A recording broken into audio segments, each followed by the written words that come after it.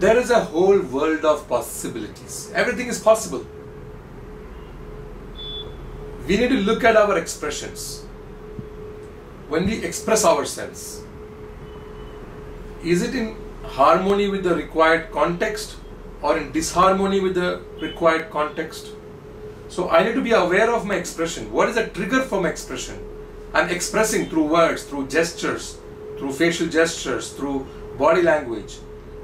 Even your dressing, it's a form of expressing yourself. So in your environment, it's very important to have a cordial expression, and therefore we need to learn how to manage our expression. If our expressions are not looking cordial, if our expressions look violent, or if the expressions looks in bad taste, then we cannot attract the niceties of our social requirements, the niceties of our social life. There will be the appeal that we generate. The appeal that we generate through our expressions will be in bad taste if our expression is not managed. So primarily I need to have a clear mind to be able to express myself well. And once I've learned the art of clarity in my mind and the cleansing of my expression, and if I learn to manage my expressions, then perhaps achievement of desired response and result from the society is easier.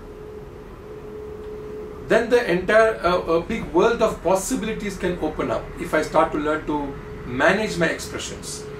And generally, if you see, we are living in a very conditional world. Everything is bound by many conditions. For example, if I'm inviting all of us to go to picnic from here right now, suddenly a lot of conditions pop up in your mind about the number of permissions you need to get, the number of rearrangements of your plans that you need to re-strategize or replan, or inform certain people, or even do adequate planning, adequate packing of your clothes and other accessories. All these are conditions that disallows you to tell, let's go for a picnic now, because these conditions become dominant decision-making factors. So can you change these conditions? Suppose all these conditions change. When all these conditions change, then what you visualize as a possibility can become a reality. So it is the conditions that make most of our vision, where we need to arrive, look impossible.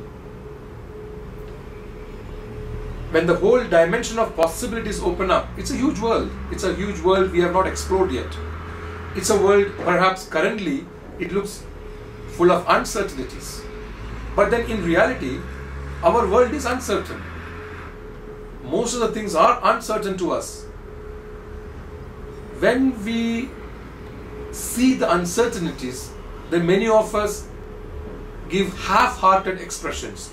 Rather, we participate half-heartedly in the things that we do.